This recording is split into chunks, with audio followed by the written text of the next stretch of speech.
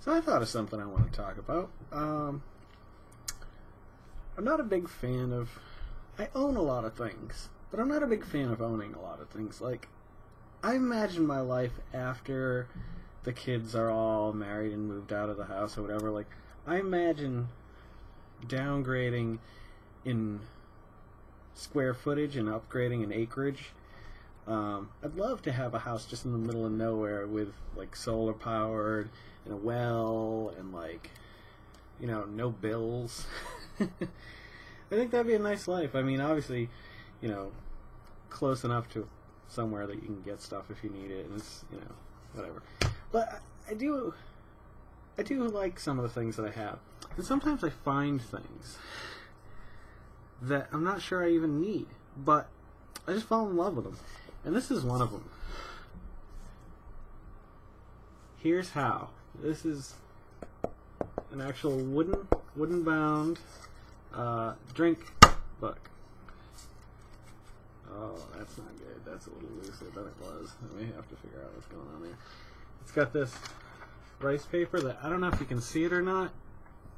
I don't think you can. It's spiderweb embossed and glossy on one side. I think this is original, 1941. It's in amazing condition. And it's just drink mixes, but it's from 1941, so I'm pretty sure, like, the Collins and Ricky families and some others. Highballs. It's just neat, and there's little pieces of art throughout it. The hot brick rum and butter.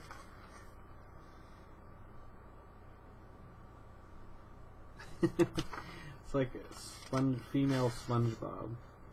But I think the reason why... Oh, this... I don't know what this is in here either. This is the Commonwealth of Virginia Liquor Price. Number 207 alcohol beverage. Wine price list 207. Corbel Bleu. I don't know what any of this means. Vermouth. Cherry. No idea. Anywho. I guess I could look into it. It's not, and the funny thing is that it's not worth a lot of money. That's why I bought it. I think it was 20, and I get 30% off, so that's nice. So I got it for like $14, I think. I think it might have even been cheaper than that. But it's just a beautiful book. It's a wonderful book to just look through, and I'd like to maybe do like a party night or something where everybody picks like one drink out, and they bring it, like those alcohols, and you just make your favorite drinks, and everybody gets to try them. Might be fun, you know. But this is just a cool book with the hinge on the cover and the leather straps holding it in, you know. And it was cheap. I can't remember how much it was. It was between like $10 and $20. It's a fun little thing just to have out at a party too. It just breaks the ice. I didn't mean that to sound like lispy. I have a terrible lisp, and no one's ever told me. It's really bad. So here's another one of my favorite things. I've owned a lot of guitars. I started playing, and I want to say it was like 95 or 96. No. Yeah, 95, I believe it was. So 2015 will be 20 years. I thought I was playing longer than that. Oh, I had to have been, because I was 16. 26, 36. So, yeah. That'll be 14 years when I turn 40. Anywho, I've played a lot of guitars. Owned a lot of guitars. Some were real pretty guitars, but didn't play so well. One of my favorite guitars I ended up getting rid of just because I couldn't keep it in tune for whatever reason. It's not made of the highest quality material. Was my Danelectro. When they reissued those initially, there was the silver kind of Les Paul cut body one, the Sparkle. I liked that a lot, the sounds that came out of it. But the quality of the guitar, like, it didn't last long. Like, it started, like, warping and things just wouldn't sound right. But if I could only play one guitar for the rest of my life, I'd probably still have to go with my Washburn. I'll show you that some night. It's just buried in the closet. And actually, I got to get all of my... I have boxes of Simpson figures in there that I think somebody's going to buy next week. I hope. So I'll show you that guitar next week. But this one, I like a lot of things about it. It's not my favorite guitar ever, but it's definitely... No, it's definitely one of my favorite guitars. I don't know why I said that. Playability wise, it was built for me. Like, this is just like the most comfortable guitar to play. And it's my SG. It is one of their like studio type models for the SG. But it is a Gibson. Tuners work great. Just the craftsmanship. The edge is still, even after maybe like 15 years of playing this guitar, I still have not worn down like the neck to the point where it's not rigid on the side. I'll have to have that professionally done at some point. But I've gotten used to it, and I love the crescents that they did. They did this on the first run of these guitars, and they didn't do it again. And I got the worn cherry over the worn brown. I actually think I wanted the worn brown, but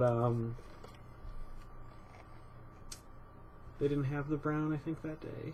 Or actually, I wanted to look at the red, and they brought the red out. You can see, this is getting pretty bad right here. From buckle rash. But I love this guitar. I love the action on this guitar. I love that it stays in tune.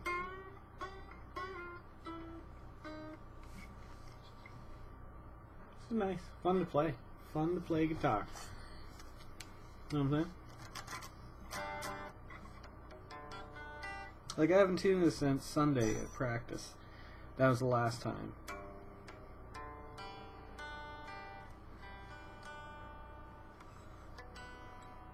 Slightly out of tune.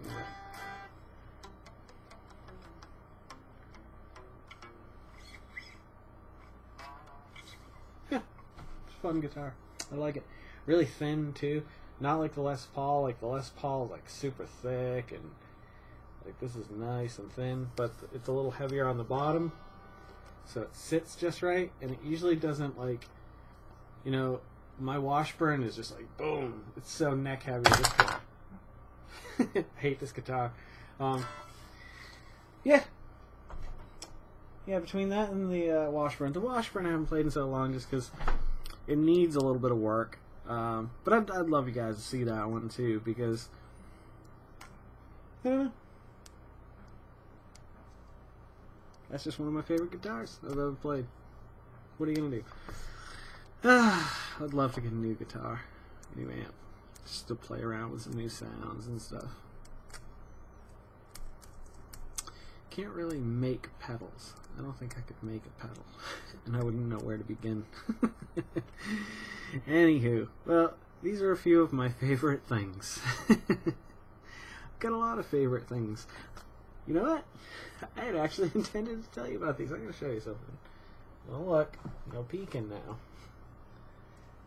I don't know why. I have a weird thing with gloves. Obviously, I'm putting gloves on, if you couldn't guess. And I love gloves that cut off at the wrist. Like, I like being able to flex. It's almost like drummer gloves, I guess, in a way. But these are like work gloves.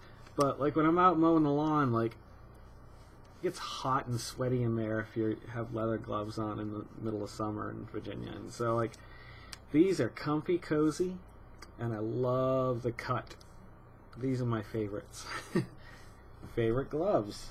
Favorite guitars. You never know what you're gonna find on the road to 40. Well, I found a lot of things. We could talk about the things that I've owned.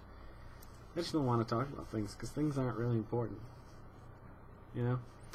People are always like up in arms. Like, the only thing I would miss if we ever had a fire or something, which I hope we never do, would be the hard drives on this computer and photos. Other than that, like, everything else could be replaced. I'd miss my guitars just because I've grown attached to them, but, you know, you can replace guitars. Maybe not all guitars, but some guitars. But yeah, so that's why I've been trying to stay away from stories about stuff, because I don't, like, I don't know. I don't want stuff to be the reason why I'm on here. Like, I want to talk about things that I've done and how I feel about things.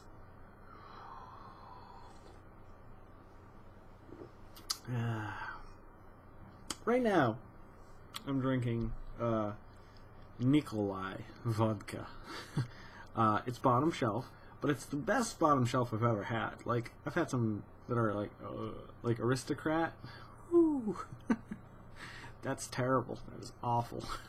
But it's the absolute one of the cheapest that you can find in Virginia today. Anywho, hope you like my stuff. I'll show you some other stuff sometime. Some fun stuff. I don't know.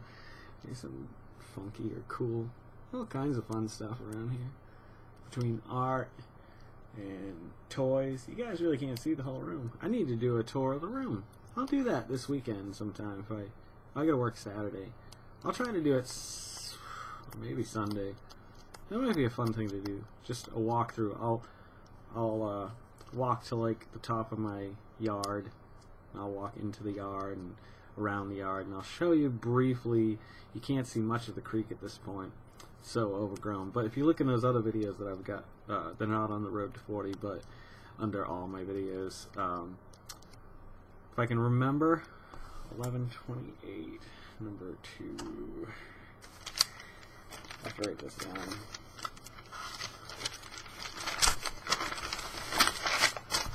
$11.28, number 2, Cinco de Mayo.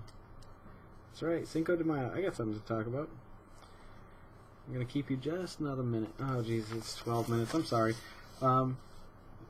I heard on the radio today about how, I guess it was about 4 years ago on Cinco de Mayo, 3 or 4 kids wore American flag shirts that day, and it offended these Mexican students, Hispanic students. I don't know how you say that. Mexican's fine, right? Yeah, I don't know anymore. And so there was a lawsuit against the school. The school won, which is kind of surprising, actually. I disagree with it, because you have that First Amendment right.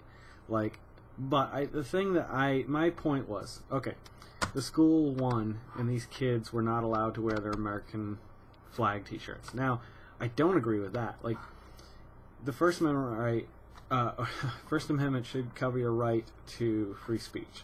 Like, if it says something offensive, if you're in school, you shouldn't be able to wear it. It's just the rules of the school, man. But I understand, like, they have every right to wear those shirts. Were they assholes for wearing them? Probably. But I'm not going to hold that against them, because they do have the right to wear it. But the radio host, I can't remember who it was just like, this is ridiculous. And I was just like, alright, let's take a look at this from another point of view. What if I wore a I Hate America or an American flag burning t-shirt to school? Would you then still feel the same way about your First Amendment rights? And if you do, then good. Good for you. But that means that that's a person's right. You know what I mean? So, sure, you can wear an American flag to school. I can wear one burning to school. Like, it's the same exact law. Like, and you can't let your personal differences get in the way with that. It's the law. It's the Constitution. But I think in school, there needs to be a precedent set to encourage or discourage that behavior and encourage more unity. I don't know how you'd do it. I just think it'd be a great idea. So that on these holidays, you know, maybe a bit more attention is made to them, and like it's explained, and that day is dedicated at school to whatever the holiday is, whether it's yours or somebody else's. Jewish holidays, Islamic holidays, all of them. I don't see why not. I'd be interested in learning more about all of those. I've studied a little bit more than the average Joe, but not much. So,